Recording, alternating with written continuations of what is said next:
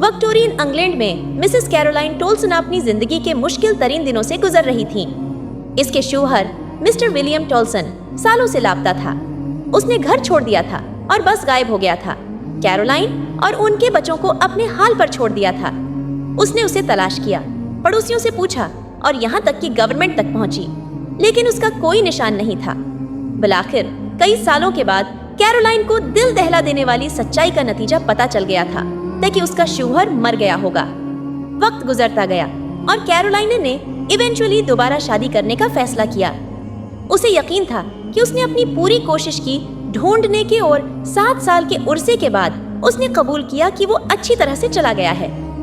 जब उसने अपने दूसरे शौहर से शादी की तो उसने नेक नीति से ऐसा किया, ये सोचकर कि वो है आगे बढ़ने के लिए आजाद है।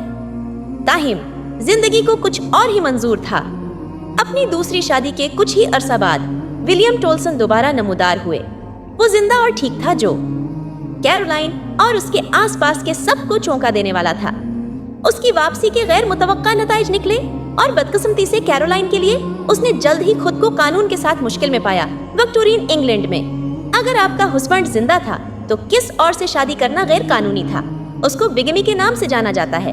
अगरचा कैरोलाइन को हकीकी तौर पर यकीन था कि उसका पहला शौहर मर गया है। कानून में कहा गया है कि किसी शख्स को दोबारा शादी करने की इजाजत सिर्फ इस सूरत में दी जाती है जब उसकी हस्बैंड को कम 7 साल गुजर चुके हों और उनके पास ये यकीन करने की कोई वजह न हो कि वो अभी तक जिंदा है। कैरोलाइन ने विलियम की गुमशुदगी के 6 साल के अंदर दोबारा शादी कर ली थी, यानी उसने अंग्रेजी कानून के तहत बाइगेमी कॉमिट की है। कैरोलाइन को गिरफ्तार कर लिया गया और उसका केस क्वीन वर्सेस टोल्सन। मिस्टर टोल्सन, आप पर दूसरी शादी का इल्जाम है। आपने दूसरी शादी उस वक्त की जब आपका पहला हस्बैंड जिंदा था। कानून बिल्कुल वाज़ेह है, जब आपका पहला हस्बैंड जिंदा हो तो दूसरी शादी करना जुर्म है। लेकिन योर ऑनर, मैंने सोचा कि वो मर गया है। मेरे पहले शवहर ने मुझे बरसों पहले छोड़ दिया था और मैंने सिर्फ इतना सुना था कि वो हमेशा के लिए चला गया था। सब ने मुझे बताया कि वो मर गया होगा। मैं कभी दोबारा शादी न करती अगर मुझे लगता कि वो अभी तक जिंदा है। Your Honor, ignorance of the law is no excuse. Bigamy is illegal और मिसेस टोल्सन ने अपने शौहर की मौत के सबूत के बगैर दोबारा शादी की। ये बिल्कुल कानून की खिलाफ वर्जी है।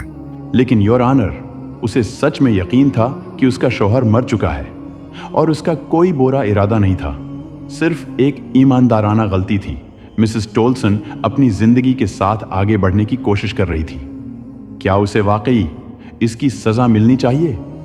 कानून कहता है बाइगेमी एक जुर्म है, हाँ, लेकिन किसी के इरादे को ना भूले। इसने एक ईमानदाराना गलती की जिसके बुनियाद पर इसके आसपास मौजूद हर शख्स ने कहा, तो अगर आप जुर्म करना नहीं चाहते तो आप कसूरवार नहीं है।